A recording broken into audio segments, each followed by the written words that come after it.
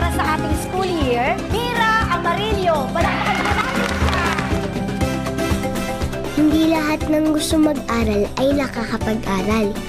Kaya sa tulad ko, sinuwerte at nakakapasok sa school, ito lang magagawa ko para sa mga magulang ko. Yan ay maging isang mabuti, masunurin, at mapagmahal na anak. Hindi ko sila bibiguin. Sa kabila ng itsura ko, magtatagumpay ako para sa mga pinakamamahal ko. Ayan!